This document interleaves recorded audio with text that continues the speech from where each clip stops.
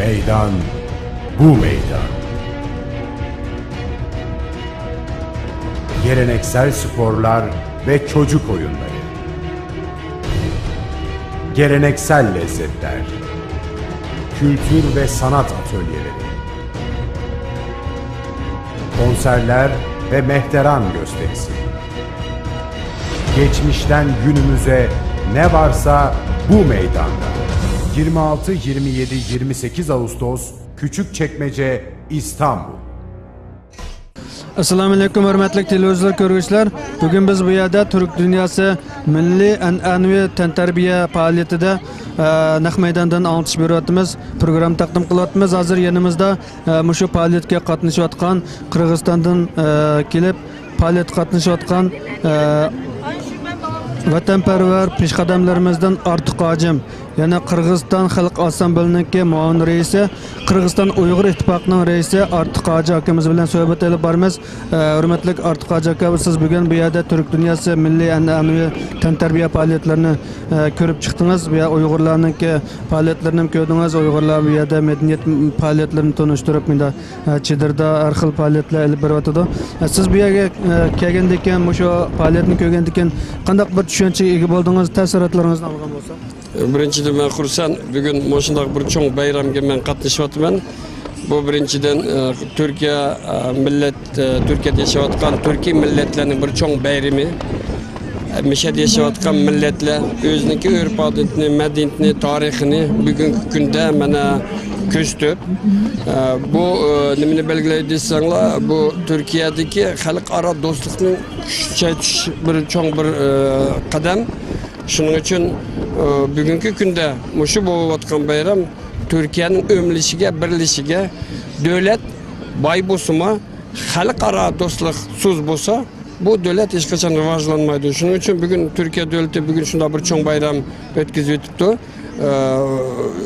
Bu men uchun bizning mana Qirg'iziston assambleyasida Qirg'izistonda mana biz shunday bir ishlar qilamiz. Bu ishni biz qanday desak bo'ldi? Bu ishni biz yaxshi bilamiz, buning ahamiyatini yaxshi bilamiz, natijasini yaxshi bilamiz. Shuning uchun bu ishlar zo'r. Bugungi kunda Turkiyadagi xalqaro do'stlikni kuchaytirish va mamlakatini kuchlantirish bek yaxshi. Bu yerda Uyg'urlarniki ochgan madaniyat faoliyatlarini ko'rib chiqdingiz. Buni Qirg'izistondagi Uyg'urlarga qaraganda bu yerdagi nimada bir kamchiliklar bormi, qanday his qildingiz? Ya, bugun men o'zim shunda bir xursand bo'lib qoldim. O'zimizning bayrog'imizni ko'rib, o'zimizning bolalarimizni mana sizlar bu yerda ekansizlar. Bu cho'ng ish, bu har bir davlatda bu mumkin emas.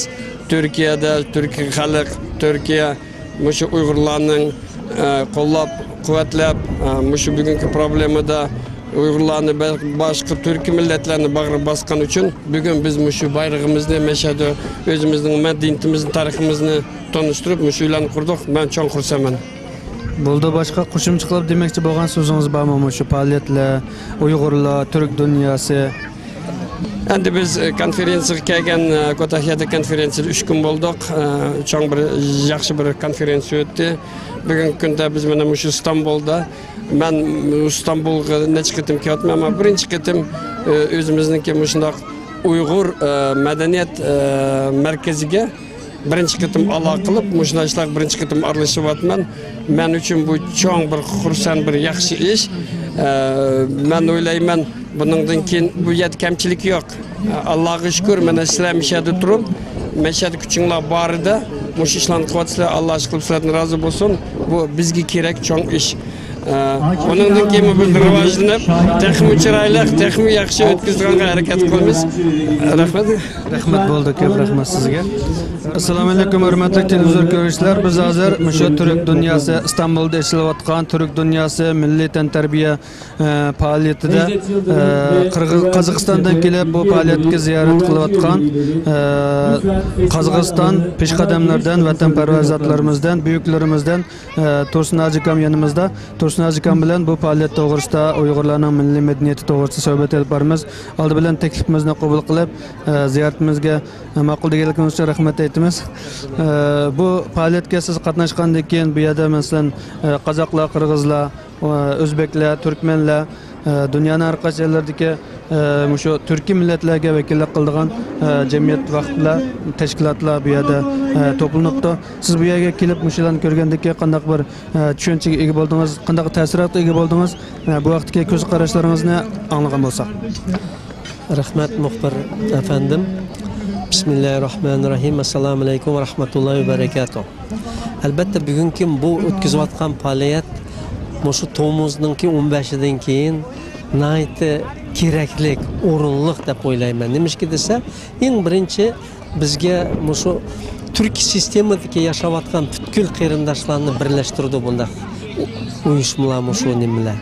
Endi buningga har bir millat o'zininkini ko'rsatibdi. Masalan, ailemizda Qozog'istondan kelgan, Qirg'izistondan kelgan, Ozarbayjondan kelgan, yana boshqalarmi bor.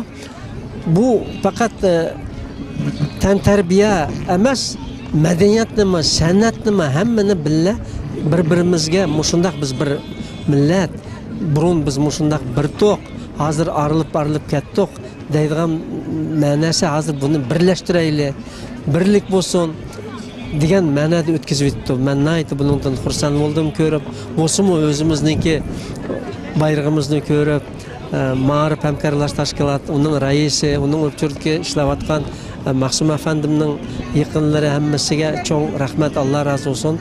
Mishada o'zimizning o'rinni elib, bizmi Uyg'urlar bakan mushlarning arsida inshaalloh kelajakda bizmi mustaqil olganda shunday cho'ng bayroqlarimiz shu yaltilayganga men cho'qim ishonaman. Bo'ldi, ko'p rahmat sizga.